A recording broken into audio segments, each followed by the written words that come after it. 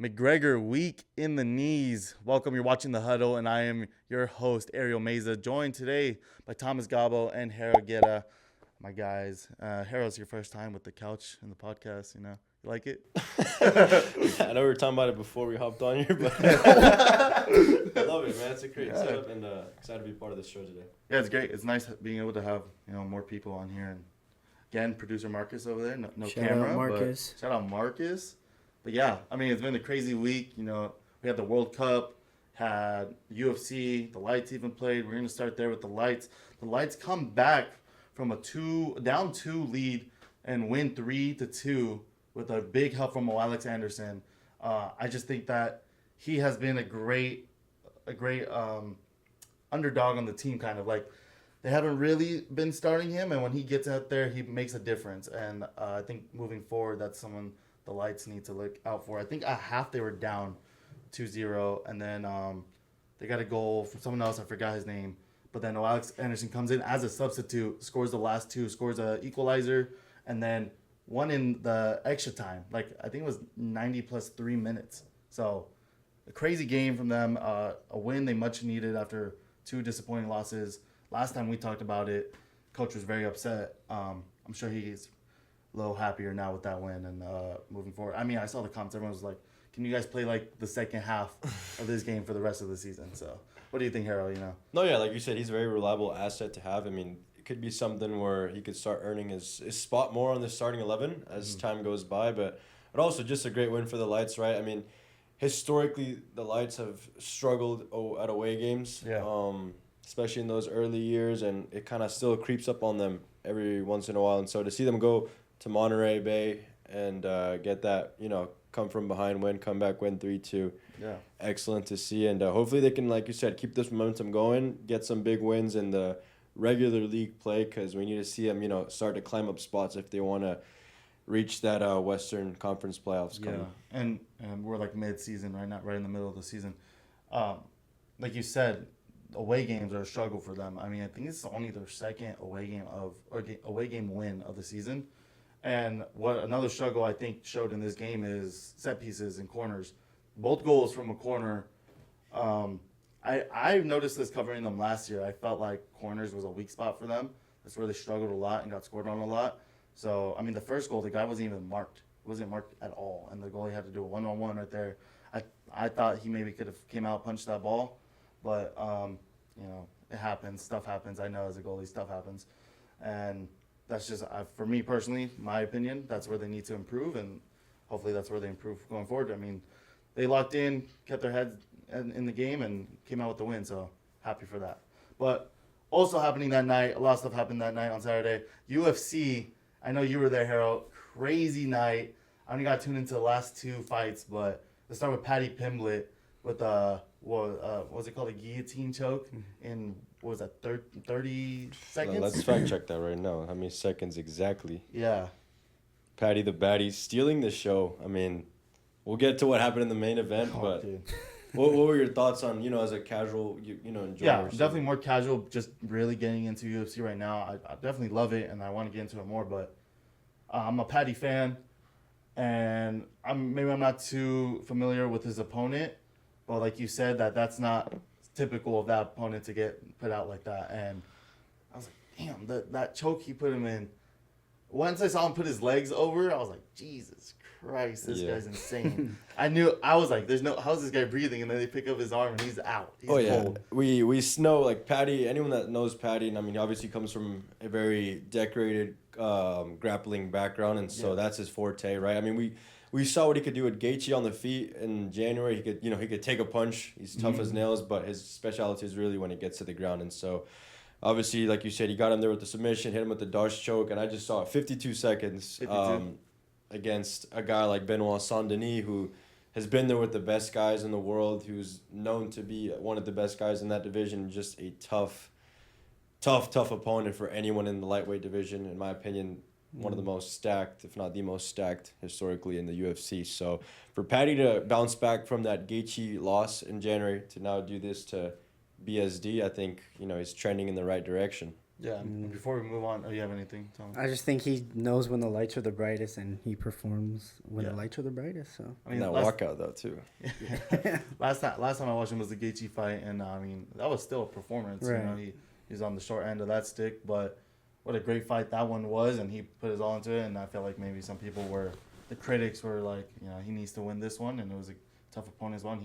And he must have got him down at the 30th second, and then those next 20 seconds were just finalizing that choke, right? Yeah, and it was a tough fight too. And after the fight, I'm not sure if you guys caught this in one of the interviews. Not inside the cage but outside. He said that he was considering retirement. Yeah, I Wow. thought that was something he said. I wasn't too sure, but Yeah, and so, I mean, you look at it and could be harsh because he said if I can't beat Benoit Saint Denis, then I'm not going to go further and accomplish what I want. But I just think that's how locked in he was. Whether we think that's harsh or not, I think that's just how locked in he was going into this one. He knew he couldn't afford to lose back to back, and I think it just makes it all much better for him. yeah. Before we move on to the main card, rest of the card, you said it was great. Can you tell me a little bit more, like, what made it so great? I mean, dude, Dude, he was great because he was sitting there watching. Yeah, besides that. technically, I was going up and down. I was fluctuating from the media room, going up to our assigned seat. But no, it was a great card. International Fight Week is always one of the premier weeks for the UFC in their calendar year, and you look down on the card. If we're gonna keep it on the Paddy Pimblett train, his teammate Luke Riley made his stateside debut against a tough guy, Kai Kamaka, who trains here in Vegas at Extreme Couture, and he just got him out of there, boom, quick, made it look easy. There's some controversy on the stoppage, but he looked like the next big thing coming out of Paddy's gym. And sharing the car with Paddy, I mean, his stock grew up like this. And for any wrestling fans, Gable Steveson, Olympic gold medalist, collegiate wrestler, made his UFC debut on that card and just looked great. And the UFC often gets criticized for their heavyweight division. It's like there's some, good, talent at the top, and then once you kind of go down the rankings, it's like basically people want to see more talented guys in heavyweight, and we just saw an athletic, explosive heavyweight that can mix it up just with everything in his game. A mixed martial artist, how Dana White described him, not just a wrestler that came in to, grapple the guy like a blanket. And so that's very exciting news if you're an MMA fan. And then obviously we got to the main card on Paramount. Everything. That Royval Kavanaugh fight right before Paddy Pimblett's fight. Corey Sandhagen, Bautista, another high-level fight. And then I'm not sure if you guys caught it, but King Green doing a comeback against Terrence McKinney. Got him out of in the first round. I mean, I think it all led up nicely to, what happened in the main event. Yeah, in the main event, Conor McGregor's long-awaited return, 5 years, no fight, and comes back. He says he's ready. First move? Was it official ACL tear? Or Something with his meniscus, maybe? Meniscus? Yeah, I Or believe something so. like that? Yeah. And regardless, Sucks. Yeah, I'm not gonna. unfortunate. sucks. It's unfortunate for the fans of his. I mean, for anyone watching, really, that was excited for this fight, and especially for him. I mean, I feel like even other boxers have said he's a changed man. Seems like he really wanted to get back in there. And, I'm a fan of Conor McGregor. I like him. I think he's hilarious. Maybe that's why I love him, because he's hilarious. But I can't say too much as a fighter. But just to come out there, I can only imagine, waiting so long, training for months. And, they were saying that he was injured before and that this was BS and that he shouldn't have gotten in there. But then videos come out of him doing that exact move right before the match. So, for you, Harold, what do you think really led to that injury? Was it just pure bad luck, unfortunate circumstances, or? Well, I think there's a lot of opinions, conspiracy theorists, so-called experts coming out Monday morning quarterback style and, breaking down what happened. But I saw something today, actually. Michael Chandler posted on Instagram. If you're not aware, obviously Michael Chandler was supposed to fight Conor McGregor a couple different times, all that, and then it just never happened. He made a video, and he basically talked about how Conor McGregor's, bad moments in his career outside of the cage, because, he's involved in stuff outside of the cage too. That's all been documented very well. But even when you factor all that, he's not a guy that's going to show up hurt.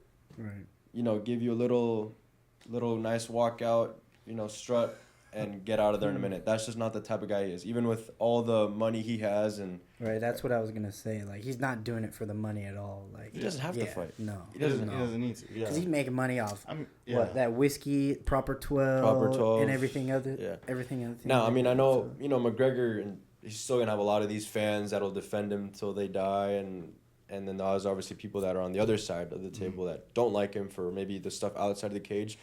Regardless, again, what we just said, he doesn't have to fight, and I just don't see a world where he just said, "Oh, I'm just gonna show up hurt, get the check, and bounce." Now we'll see what develops here in the next couple of days, weeks, but I don't think so. And so he still has one fight left on his contract, so it'll be interesting to see what route they go with that, and what they do with Conor.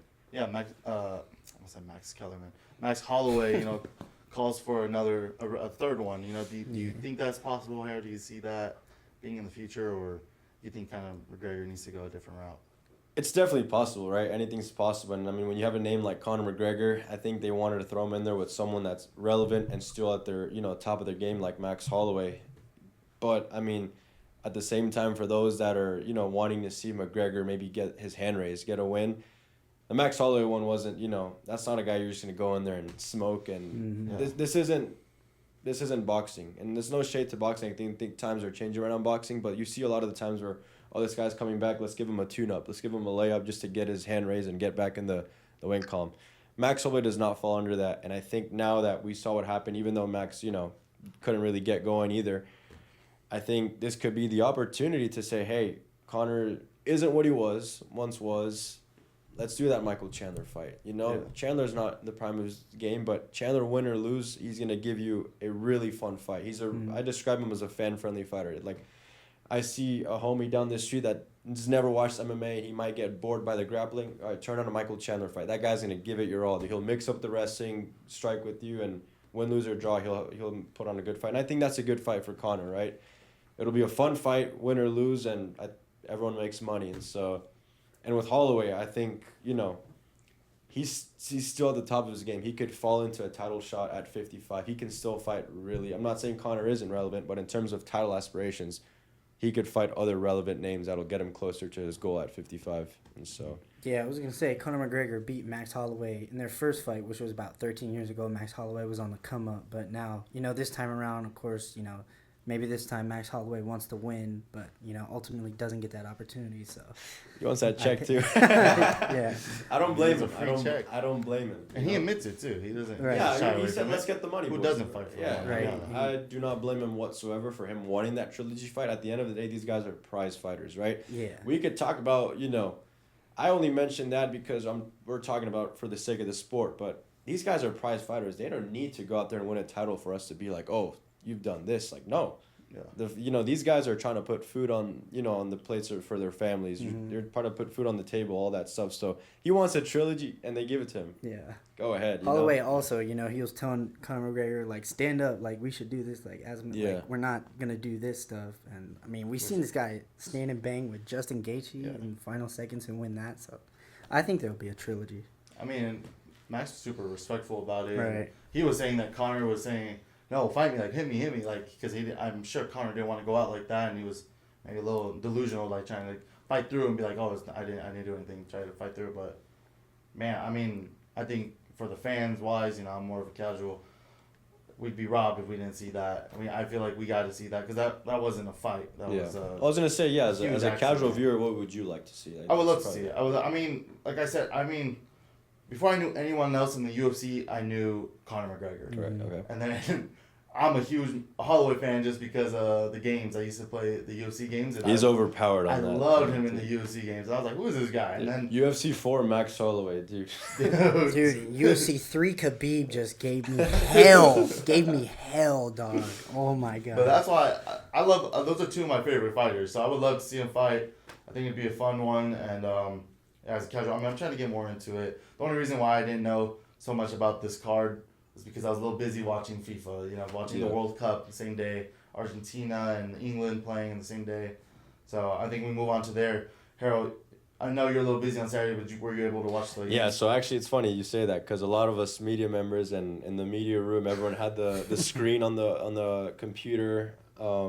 I bring my personal and work laptop to these places, so had that and my coworker right alongside me had the game on the screen, both of them. So yeah, I got to consume it while we were there. So just crazy, whichever one you talk about. Yeah. Yeah, go ahead. I know. Well, I know you don't watch it. Did you get it? Were you able to catch it? I watched the Norway game. I Yeah. just didn't understand why they took Holland out with the Yeah, last that's 15 weird. Yeah. minutes. Yeah. I was a little confused too, but I mean, you watched the game. I mean, was it the first half where I don't know how to pronounce his name, but on the Holland was wide open. The guy had, I think he should have taken the shot earlier over the goalie. It was like I can't remember his name. On Norway, they had the ball breakaway. Yeah. There's like one defender left. Goalie was kind of far out in the box. I thought he should have taken a chip shot there, or he should have passed it to Holland. Yeah. And he decided to do neither one, and he kind of just shot it right at the defender, and Yeah. that could have put him up 2-0. I thought it was a huge mistake in the game.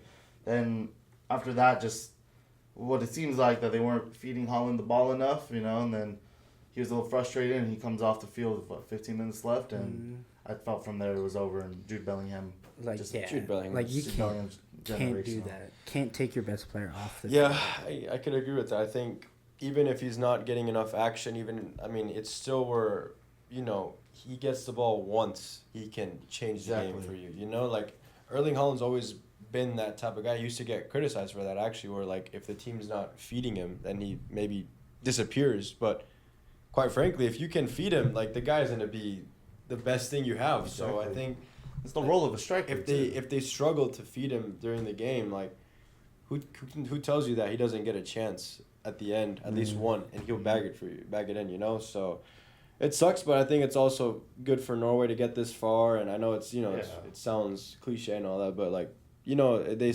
exceeded expectations going this far. And Yeah, definitely. I mean, I don't know if it's the Norwegian culture, but they were talking a lot in the media, like when they were doing their press, kind of like they already expected to lose early on. Like they didn't expect to beat Brazil. Like Holland was saying, he said, "Oh, I think France is gonna win it." Like they didn't put in their starters against France in the group stage, that was odd. and it was weird to me. I was like, I get it. Maybe you're humble. Maybe that's how they are culturally. But as an athlete, I can I was never that level of an athlete, but an athletes I've grown up watching.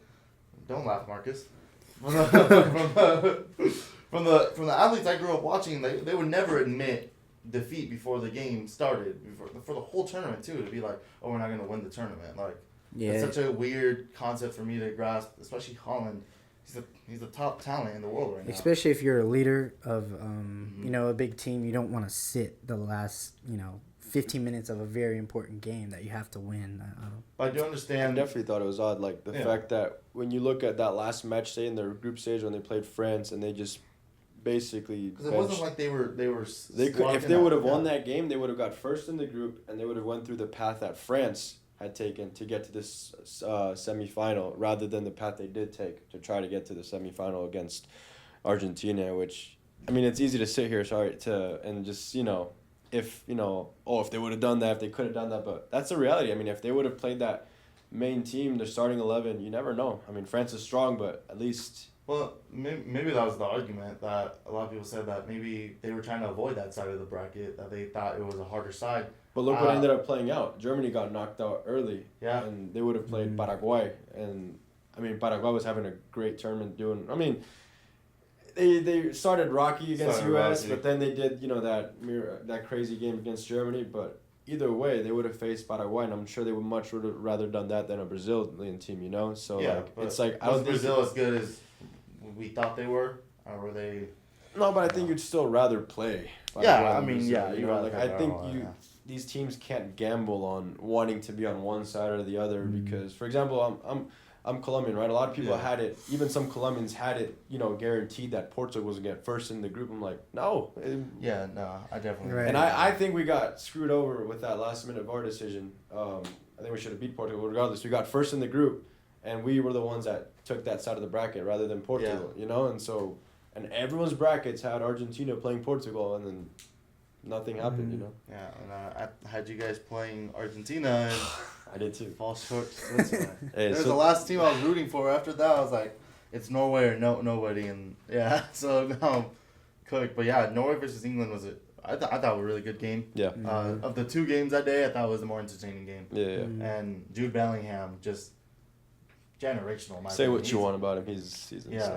I couldn't even be mad at him for beating Mexico in the round of 16 because he's so good. Kane, on the other hand, he's a little bit crybaby recently. I like Kane, but in these games, I just always see him complaining. But Jude, just 4 goals in the last 2 games. Yeah. I wouldn't say putting England on his back. Actually, I want to give credit to the rest of that England team because that first goal, that build-up was amazing to get Jude that ball. No, I mean, they play together. They're playing together nicely, right? Mm-hmm. They're connecting. I'd say that game against Mexico was kind of sloppy just because, you know, you could tell, I mean, a lot of these guys hadn't played in that altitude or anything. And obviously, going to the Azteca, it's a task on its own. And they still scrapped out the win. And then now there seems like they're connecting a lot of pieces when it matters most. And just my credit goes to them because going into this World Cup, a lot of even English fans were complaining about the squad selection of the guys that are going to this tournament, that are here now in the semifinals. Like, they're like, oh, no Trent Alexander-Arnold on this team, no Phil Foden. For me, the big one, no Cole Palmer. That's what I was thinking, no Cole. Like, they left out, Thomas Tuchel left out some of the biggest names in football, like, period, off of this team. And, you know, opted for a more, maybe younger side, guys that are doing it week in, week out, rather than those big names that maybe had an inconsistent season, like Cole Palmer. You take a guy like Elliot Anderson in the midfield, right, who's behind Jude. Sensational midfielder. Just got bought for a record fee to Manchester City. So I think a lot of credit to this English national team, and this is obviously going to be, for me, Argentina's toughest game. Oh, 100%. Of the whole tournament, probably in a long time, their toughest game, and this tournament, 100%. And move on to Argentina against Switzerland. I thought Switzerland put up a great performance right up until that end, and playing a man down. I mean, I don't want to talk too much about the Mexico game, but real quick, you know, a lot of online discourse I've seen about, oh, Mexico couldn't beat a team a man down, which they weren't a man down that long, maybe a majority of the second half. But then Argentina goes and they can't beat a team man down right away. So I was getting ready to be like, what happened? You know, it's just a tale of the sport, right? When you get sent off, like if your team, someone gets sent off, you're gonna obviously change the tactics right away. Mm-hmm. It's not like if my center back gets sent off, I'm not just gonna sit there and play with 3 defenders in a hole in the center the center of the defense, right? So, and these are but 5 back to dumb it down for beginners. Like, this is the top echelon, in my opinion, of sport. Like, the World Cup is the biggest thing ever, and this is the top echelon of that sport. And so, these guys, like, it's not just like, oh, a man down, oh, now it's easy. No, it's not. It's still gonna be hard to go in, and now you have to battle the adjustments the other teammates. So, I mean, Talk about how Argentina got there to beat Egypt. Did we talk about that? No, we didn't. We didn't get a chance to cover that. I actually that whole side was a drama. Like, field that was bracket. that was absolute. I crazy. feel like it's gonna be a drama side full bracket if it's Argentina. You know, like people, even if they aren't getting these bad calls, which I do think they are getting some suspicious calls. But even if they aren't, people are going to say they are because they hate Argentina. Yeah, so I mean, and I think vice versa, if Portugal would have made it further and they'd be like, look, if that Colombia-Portugal game would have been like a knockout stage game and then they call off that goal and then we lose to Portugal in penalties, that would have been a whole fiasco. Because you guys saw it. Like, it said he was offside by this. Like, because he's a size 13, bro. Like, he was offside. I mean, that's the trade we give now with technology. You know, VAR's gonna catch everything. Catch everything. But it's Argentina. What the whole claim is that they can't see that even on that scan, and they are modified that image. Really? What they saw on the broadcast from like the IRL is not what the refs would have seen or what. And I saw a lot of people saying, how does the ref see the inch of his big toe in like real time? Yeah. Like, that's the thing. And it's one of those where like maybe you call the goal and then they check it in VAR, but I don't know. Anyways, like going out, and I don't want to go off too far, but yes, anytime it's like Argentina or Portugal, there's gonna be people raising. The Croatia game as well. But I will say, like, it's not Argentina's fault that, for example, we lost to Switzerland, or that Portugal didn't get first in their group. You play who you play. Yeah. Like, what are they or that Uruguay couldn't get out of a group with Spain and Cabo Verde in it. Because Uruguay, they would have played Argentina. And Argentinian, like, they will tell you they would much rather play Cabo Verde than Uruguay. But as much as I am, like, against Argentina, I hate that argument of, like, oh, look who they're playing in the knockouts. Because, obviously, Cabo Verde was a better team then. They Mm-hmm. they looked like a better team. They almost knocked out Argentina. in Yeah, that they game. did. Then who they played next? Egypt. Egypt was a good team. They're not. These aren't teams. These aren't that, slouches. Yeah, they made it there for a reason. They won their groups or got taken the groups. We're for not a turning reason. up with an intramural team and slapping them. Yeah, in it's the not. They're not shooting on Ariel Meza. like that. Those are quality teams, especially Egypt. I don't know why. I think it's because a lot of casuals are talking online right now that people think like. Well, it's because casuals see like that. And they're like, I'm more casual than you, but I know at least like that these teams aren't. They're not. Mm-hmm. If Cabo Verde made it over Uruguay, it's because they're better, or they at least put up a performance that earned them that spot. They can compete with these teams. They did better. They did Whether better. win, lose, or draw. I mean, they drew all 3 games, but they still Tied did better. Spain and Yeah. Uruguay, like that is a quality team. Man. Yeah, exactly. Yeah, I mean that's. And it's That not was their such a fault. good game, We messed up the game against Switzerland. I mean, Yep. Switzerland's obviously a really tough side. Yeah, exactly. Clearly, they- Switzerland was a good team. They've always been a tough side, and we had it in the, like we had what everything it took to win that game. We controlled the game and we let it go in penalties. So that's not Argentina's fault. Argentine people come out and say they were happy because they don't want to play against us, you know. And Yeah, that's why I wanted you guys to play them. that's not their I don't fault. think they're great against Colombia, and I think it would be a completely different game. You know They what? played them. That hurts you in every next topic. You know? Yeah, But yeah, no, fair play to Argentina. You know, I mean, yeah. But so in that game, and Bolo, right, real and Bolo, yep. goes for a flop, like it was bad. In real time, I thought it was a foul, and then even the ref clearly thought he gave a yellow immediately. And then they go to the replay and doesn't even touch him. Doesn't even touch him. I'm like, as soon as I saw that, I said, oh my god, that's a yellow. And as much I am for this agenda or this Anti-Messi. yeah, I'll admit, like, I am anti-Messi. I'm more anti-Argentina than anti-Messi. But as much as I am for it, and I've This been is the guy arguing in the with my best comment friend. Like, okay, my best friend, in all the comments. my best friend loves Argentina. He loves Barca and loves Argentina and Messi, right? He's a big defender of like, okay, but like this is the media, or not the media, but like the fans having prejudice against Messi and Argentina. They're going to reach and say that these are bad calls, and I'm on the opposite side saying, dude, these are bad calls. You're defending them because you're biased. This has been a full debate the whole summer. But this game, I cannot be like, bro, the refs gave Argentina that game, and I've seen people putting that on Instagram. I'm like, I can't agree this time.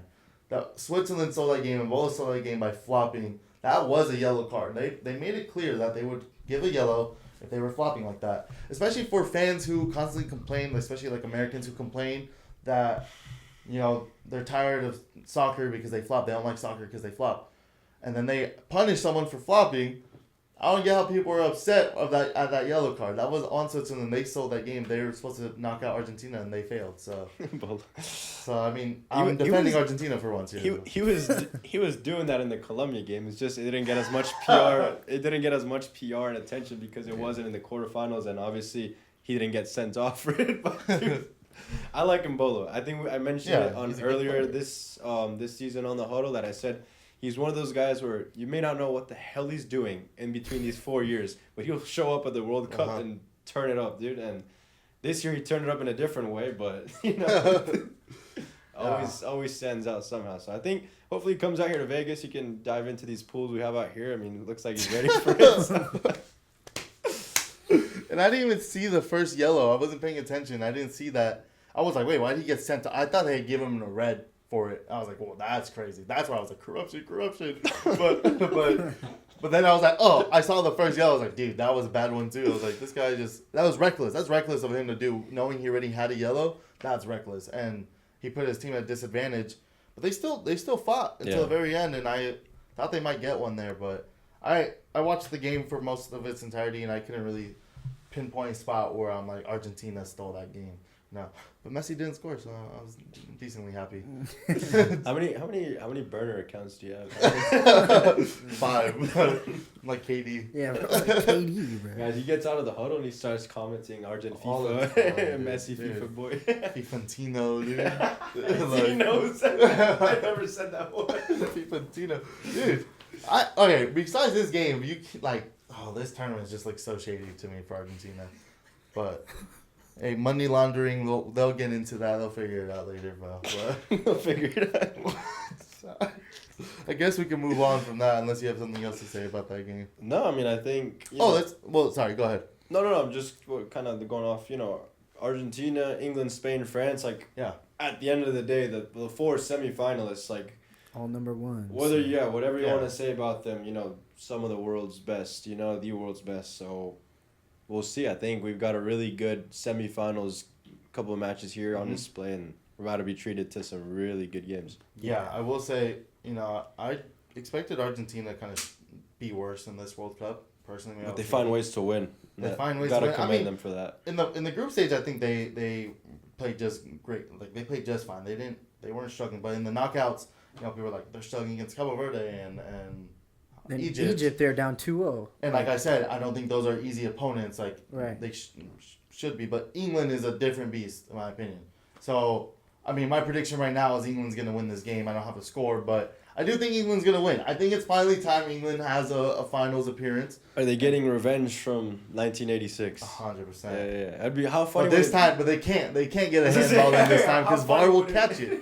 How funny would it be if Jude Bellingham dribbles through the whole team, gives the ball off to Bukayo Saka, he crosses it, and he just smacks it in with his hand. Messi's gonna be dribbling the ball through the field and then last second drop kick it in, dude. Like like the Gaelic football. like Gaelic football.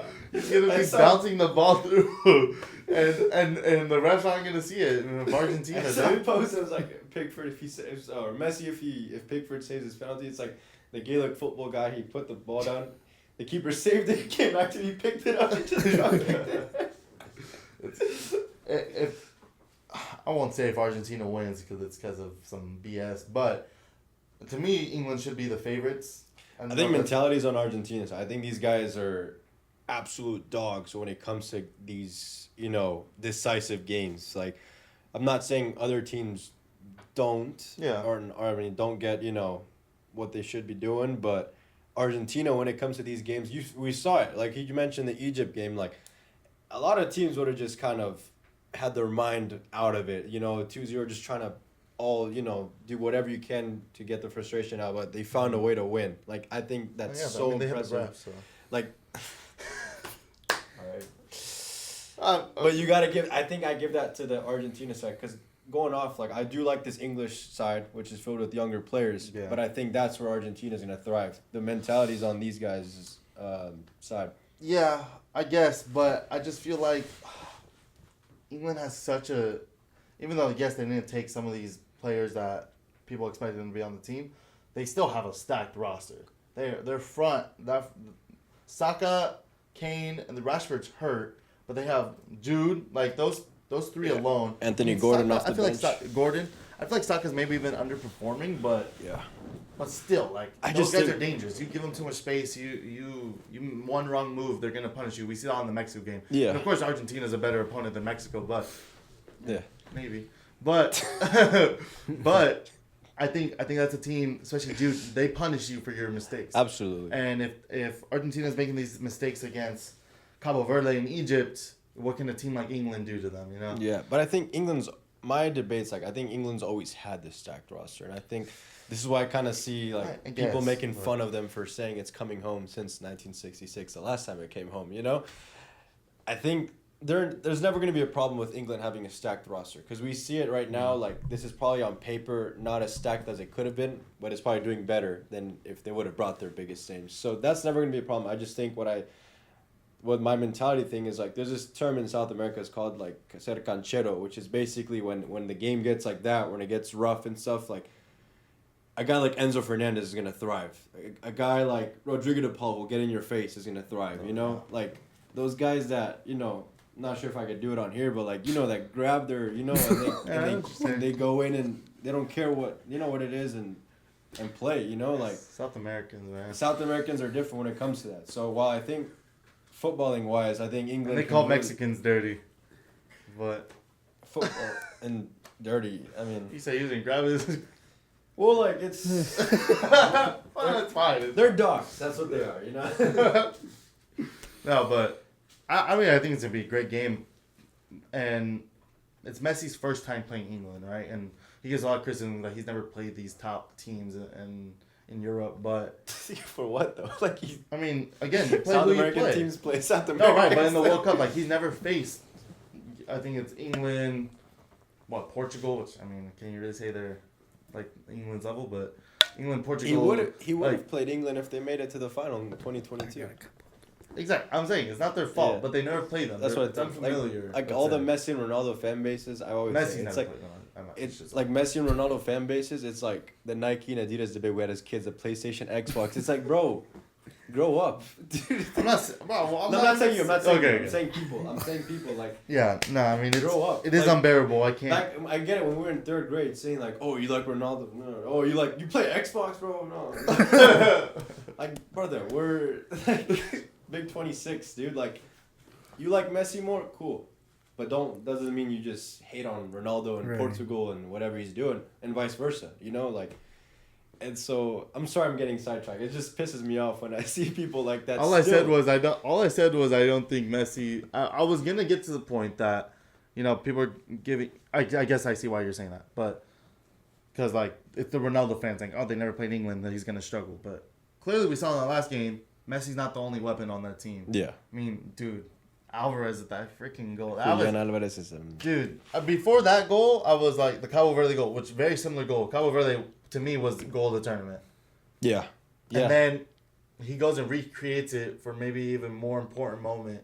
So I'm like, damn, that as much as I wanted to hate Argentina in that moment, I was like, ooh, that was a crazy goal, bro. Unsuccessful hate I watch. was like, yeah. Bro, I hate was like, watches stop. for 90 minutes. I was like, stop the bro. hate watch, guys. That was insane. 90 minutes? No, 120. Plus extra time, yeah. Hate watch for 2 hours, bro. I don't care, bro. Allow it, bro.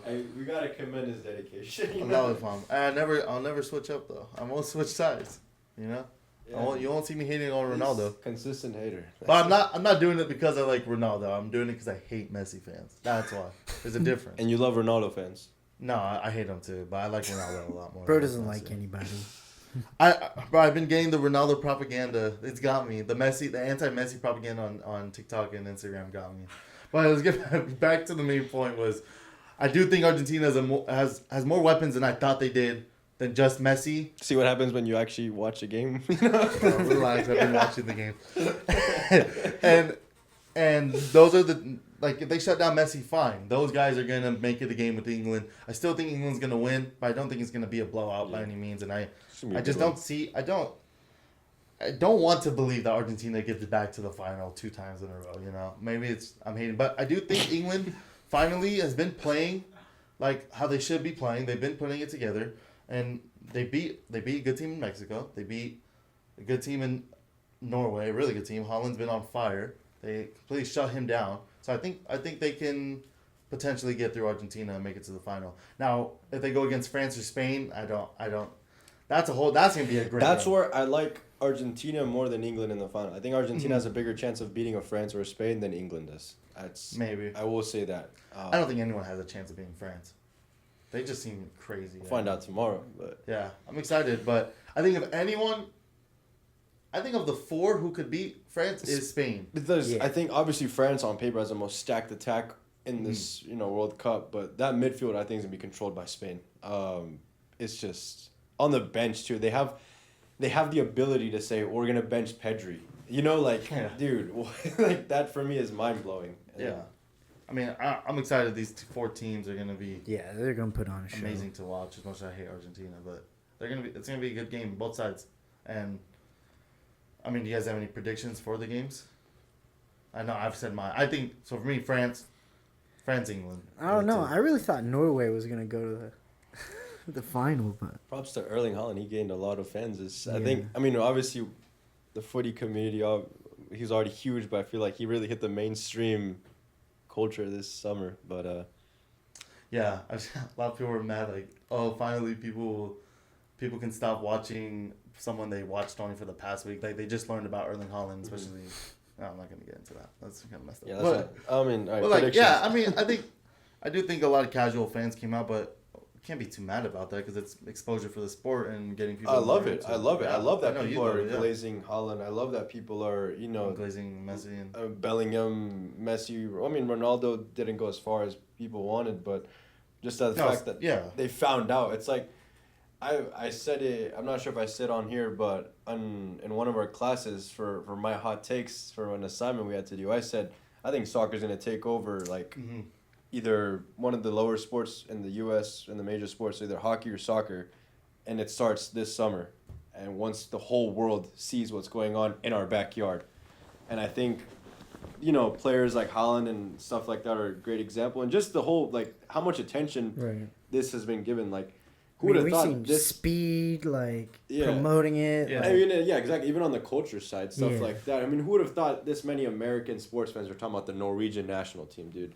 Yeah, like a team that historically doesn't. They haven't been to a World Cup since 1998. Exactly. And, that's crazy to me. So and Holland comes in, and I mean, there's a reason why he gets. I want to say glazed. I loved Holland. Or love him. He's still there. But there's a reason why he's like the face of that team while people love him, while he's kind of these bandwagon fans because he's great and he's performing this World Cup alongside Jude. Bro, stop laughing.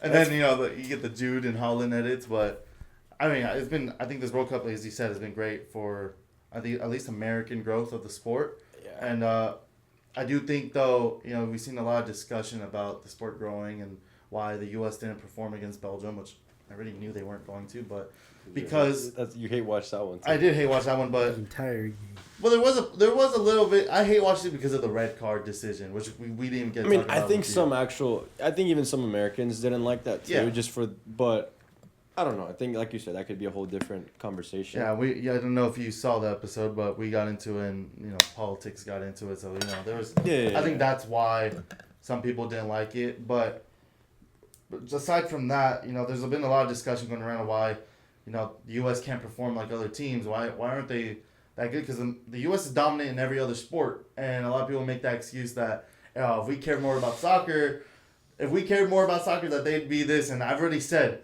That's not true because how come you can be dominant in 5 sports but the 6th one is just too much? That is the worst take I've ever heard. And I'm a big supporter of the USMNT, but when people say, "Oh, bro, imagine Odell Beckham playing at wing," that is ridiculous. Wemby in goal. That's ridiculous, bro. No, because the sport of Wemby's not American, but dude, well, they're just comparing NBA players. Yeah. Odell Beckham. I mean, who else? Give me another example. LeBron, like if LeBron played. LeBron, bro. Yeah. I don't know. Anybody, bro. When they say all these athletes, if they would have picked up a soccer ball, like, dude, if but could maybe, like, the sport of football is played not just with this, but with the mind too. You grow up playing and thinking like a footy player, just like basketball players grow up thinking as a basketball player, and they have a different set of IQ that applies to their sport, Not everyone's going to get that. Not everyone's going to get that on how to be a basketball player, It's like, I don't know,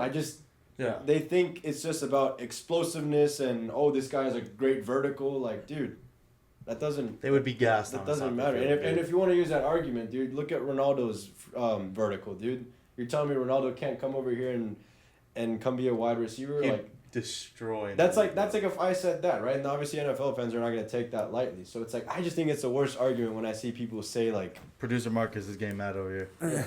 That's the worst debate. That's the worst. What is Odell Beckham, LeBron James? Give me a couple more American athletes. And the thing is, Odell's probably the one American athlete that has the best chance of playing soccer. Okay. So if he's the best chance, the other guys have no chance. Give me Odell, Lamar, LeBron. Who else? Give me more good athletes from NFL, NBA, from the US. Dak Prescott. Put Myles Garrett on Tom the soccer Brady. field. Tom Brady would never be able to play Myles soccer. Garrett. Well, give me what people want to Athletic see, like ones? the explosive ones with high verticals, all that. John Morant. You want John Was Morant that to play Marcus? soccer? Tyreek Hill. Tyreek Hill. And give me all these guys, put them on the soccer. What are they going to do when the Spanish national team is passing around them in less than a millisecond? Tiki-taka. Bro, you can't keep up with that, dude. When you see a guy like Pedri, dude, I'm built like Pedri, bro. And it's like that guy will run circles around these so-called best athletes in the world. Mm-hmm. Like, I just think it's the worst debate. And I apologize to the world. When I see people say that, I apologize, dude. This is not all of us are like that, A lot of us have common sense, and we won't say stuff like that. So please, when you see someone say if the U.S. had their best athletes, just keep scrolling. Keep scrolling, bro. Or if it's late at night, just double tap, boom, go to sleep, bro, because it's not worth your time.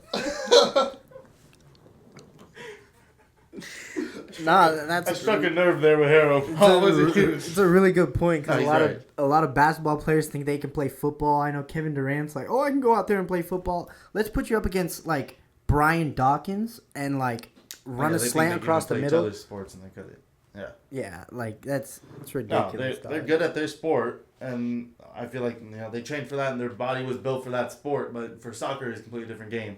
Even like you said, between American sports, I don't think many basketball players could go and be good at football, and football players could be good at baseball. And I mean, yeah, sure, some like Bo Jackson has played both and been good, but it's rare. You're not gonna be good. Like and select soccer few. is the one, or football. You're not gonna be good at it because it's completely different. All the American sports are hand-eye coordination. This is not that. This is And that's why I always maybe say they play like goalie, but in my opinion, I don't know if you agree with this. Goalie is the hardest position. yeah, I've in always soccer. agreed with that too. I mean, Especially physically demanding. physically- They think because they see me go play goalie and I was the fat kid on the team and you don't have to run. that's BS, just a roster BS. decision.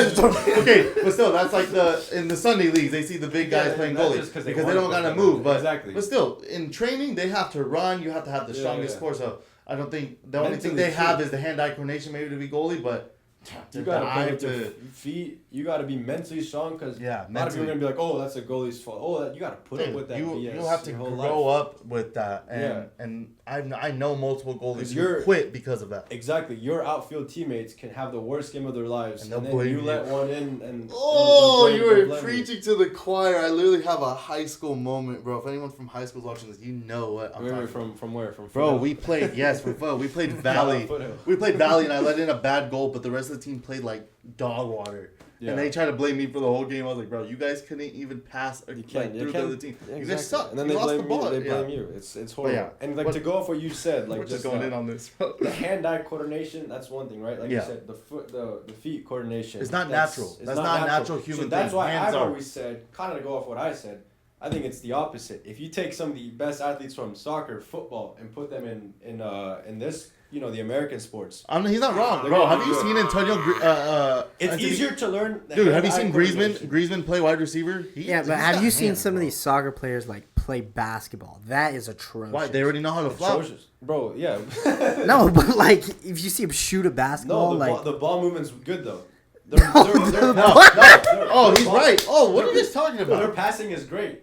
Dude, basketball and soccer are the two most similar sports besides hockey to soccer, but hockey would be the hard one because right. controlling a stick and skating is And much you have harder to- than I've dribbling a always- basketball. I've always thought, even if let's dumb it down to I don't know, the intramural level that we just played at or the youth sports, a soccer player is gonna do better at flag football than if you take the flag football and put him on your soccer intramural team.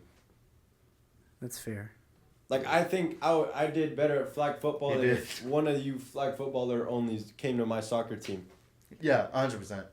Had a perfect throw. we to put- Hero If up we the put seam. Travis on the soccer team and put him on the football team, he'd do better than Travis did on the soccer team. And Travis is an athlete. I think that just roots to what I was just saying earlier on my spiel just now. Like I Yeah. just We're getting completely off topic here. We were supposed to talk. I was about Lamar trying to say. Jackson. I was trying to say that the conversation that, okay, the only point I see like if Americans cared would be if the institutions. That's where it is. But let's move on. We're arguing football here, so let's get into one last thing. Lamar Jackson ranked 69th best last season, and a lot of people are mad that he's the 69th overall best player of the league. nice. Yeah.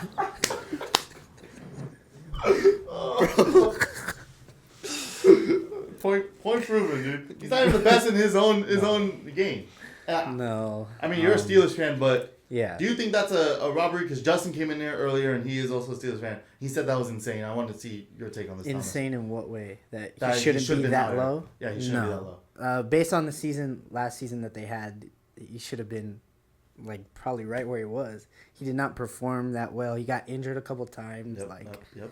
And he's supposed to be the top guy, the franchise leader of the Baltimore Ravens, and like if you can't even get into the playoffs. Granted that your kicker sucks. Where's the camera? Your kicker sucks. And yeah, we made the wild card but lost, of course. But yeah, I don't know. Lamar. I feel like Lamar's gotten some, like, the PR he's gotten. Like, people have been glazing him. I'll just say that. I feel Yeah. like he's gotten more and more like shouts that he's all this and he's a top 3 quarterback now. I don't believe it. I don't think he is. I'm not a Lamar hater like everyone used to be. I thought he was better than people used to say, but now I'm like, So have I, because I've blossomed into Yeah. appreciating his game. At Louisville he was pure runner, and then he gets drafted, and then sits under Joe Flacco for a year, and then develops into a really good passer. In a passing game, one year they averaged about 20 yards a pass. So like, I don't know, he's blossomed into a really good passer, but I just don't agree with a lot of the stuff that you see online. Yeah. But I think the issue is that people are not realizing that this top 100, one is voted by players, and two is for that season. Right. It's not for That's the big part. going into the next season. Is he a top 3 quarterback? Sure. Yeah. And we're gonna get into that next week. We'll talk about our top 10 quarterbacks for the next season. But Lamar was not a top. I don't know if he was in top 10 last year. Yeah, it's And so kinda for hard. people, he's honestly might even be lucky that he's in the top 100. Right. So. And that shows you why he was close to joining the Raiders. Oh yeah. Oh wow.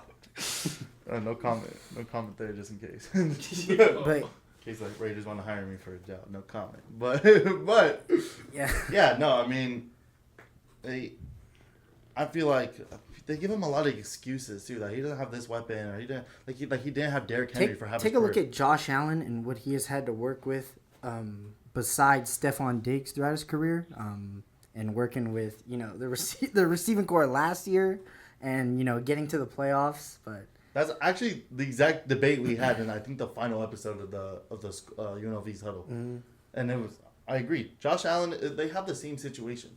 Josh Allen performs better and has always performed better. And I don't want to get into it because I want to get into next week, but people give Lamar so much credit, but won't give Dak Prescott the same credit. Oh. Even though, listen. When you stuck Dak Prescott on the athlete thing, I knew he was gonna. But they won't. The reason I say this is because I think they are so similar in playoff. Oh my God, what's the word?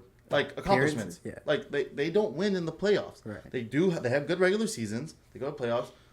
They don't do anything. And then somehow Lamar is 10 times better than Dak. But when you show the stats, I haven't looked at them side by side just yet, but I'm sure they're very similar. So I think a guy that should be recognized more is Justin Herbert, because he's playing through hell. Probably the worst offensive he's the line one in who football. actually doesn't have the weapons. And, Right. Yeah. Played terrible offensive line last year. Got killed by the Patriots. But I don't know. We'll see. Yeah, well, we'll get more into the QBs next week. We're going to have to end it here because we've just been yapping all day. So thank you guys for watching the Huddle once again. Thank you for taking my camera. I'm real. Shout out Marcus. Shout out Marcus. Late. We're going to have to get a new producer, man. But then, thank you guys for watching We the should have a Huddle. producer cam. We need to get a producer cam. This guy, dude. Thanks, bro. Marcus, log in. Thank you for watching the Huddle, guys. Again, I was your host, Ariel Meza. Thank you, Jero and Thomas, for joining me. Thanks for Make sure to having me. subscribe, follow our social media. It's gonna have some fun things on there, and watch every episode moving forward. We have some funny debates going on, so tune in next time. See you next week. Actually, later this week, guys. Great interview coming up soon. So peace out.